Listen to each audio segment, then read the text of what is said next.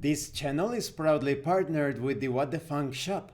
Please check out their store for all sorts of products. They have dice, miniatures, Game Master screens, home decorations, and many other things. You will find the link in the description and in the pinned comment. And make sure that you use my code for a special discount.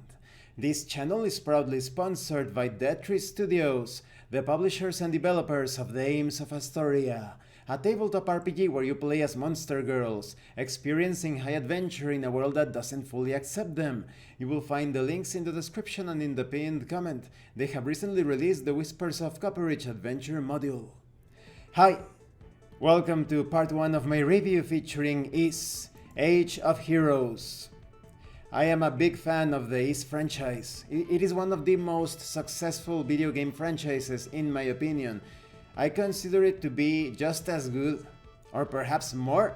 I am still undecided which one is better, The Legend of Zelda or So in this tabletop RPG, you play as a legendary hero, hopefully as a hero that matches Adol, the protagonist of the series.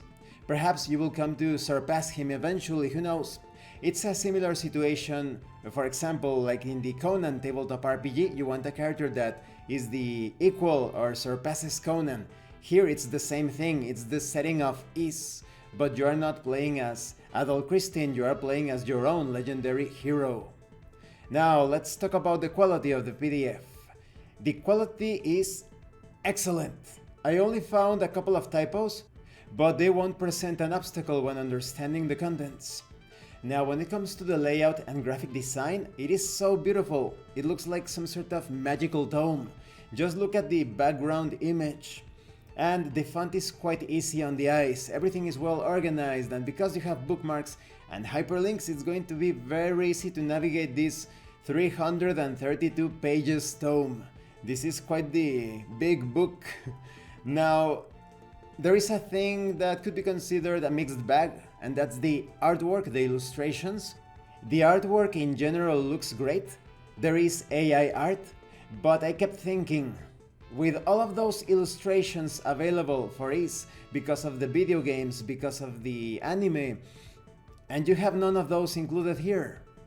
And the cover, just take a look at the cover, it looks so a bit generic compared with the covers of the video games. They are so evocative, they have that composition, that sense of epicness, the details, the colors, they are so vibrant. And look at this image, this is also from the book that I used to promote my review through a community post. I would have preferred this image that is much more vibrant for the cover, because the cover itself, back to the cover. So you have Adol, but in a pretty generic pose and expression. And you have these female characters to his side. The nose on the female character on the left, it looks a bit too flat in my opinion, like almost squashed against her face. Perhaps it's an exaggeration, but that's how I feel it. And when it comes to the character on the right, it looks a bit generic, perhaps. And I kind of feel like the right eye is a bit too close to the right side of the face, like there's something a bit off, a bit uncanny valley. So I kept thinking, I kept wondering, why didn't they use the illustrations from the games and the manuals and magazines and who knows what? I'm not sure if there is an manga, I haven't searched, but or the anime. I can only think that it has to do with licensing issues, because this is quite this successful franchise, it is still ongoing. So I can only imagine that it is quite an expensive license, and to keep the costs down even more so, I think that's the reason why AI generated art was employed and none of the other classical or well-known illustrations. So when it comes to the artwork, it's a bit of a mixed bag for me. Overall, the quality is good. Now let's talk about the contents. First, you have a brief introduction to this tabletop RPG. The world of Age of Heroes is a realm of mystery, magic, and adventure.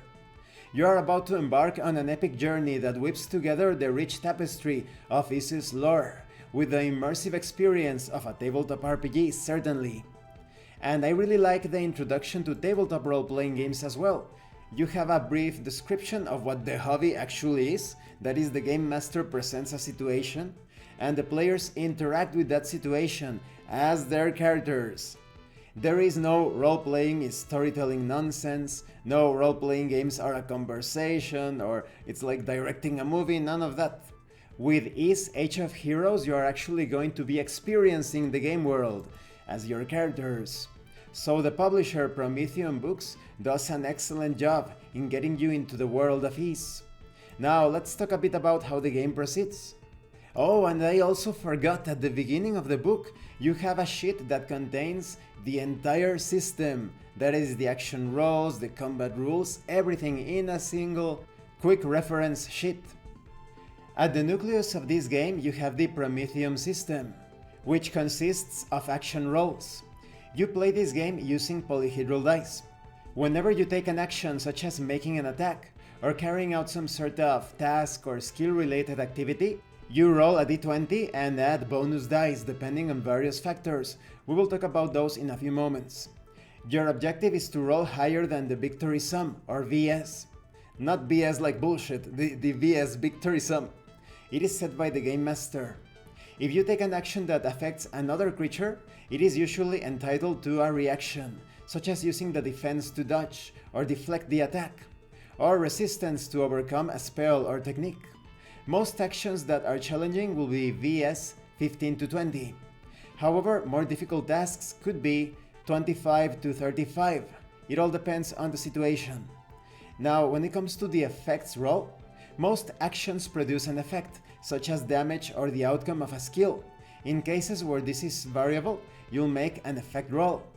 When it comes to bonus dice, anytime you receive a bonus to a roll, whether it is an action or effect roll, you receive additional dice to roll.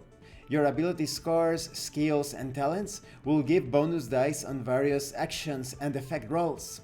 And situations might provide you bonus dice as well. Bonus dice are usually heroic dice, but wounds, injuries, and other conditions can reduce the rank. Now, what do I mean by heroic dice? We will talk about these ranks in a few moments. When you roll the maximum number on a bonus dice, it bursts. The dice in this game are ranked. You have feeble dice, which are d4s, poor dice, which are d6, heroic dice, which are d10, and of course you had ordinary dice, which are d8, and so forth. So it's basically another way to categorize or name the dice. Now, concerning burst dice, when you roll the maximum number on any bonus dice, the dice burst. You roll one of those dice again and add it to the total. So it's an exploding dice system, which results in some very epic rolls. Now let's talk about chances. What if you encounter yourself in a situation that is just too easy? You have a VS of, let's say, 15 or 20. So it's too easy for a character that is more experienced, that has several bonus dice added to the roll. You can choose to take a chance or more. For each chance that you take, you raise the VS by 10. But this also raises the rank of the effect roll. So let's say that you are fighting a very weak enemy and you want to obliterate that enemy.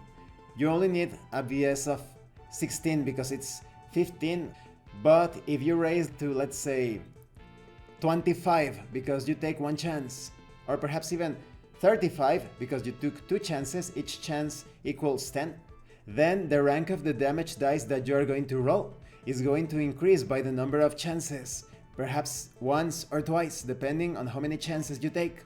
It's important to note that although each core skill tree, and we will talk about core skill trees in a future part of this review series, includes a list of possible chances, it's often up to the game master to dictate what effect a charge has on an outcome.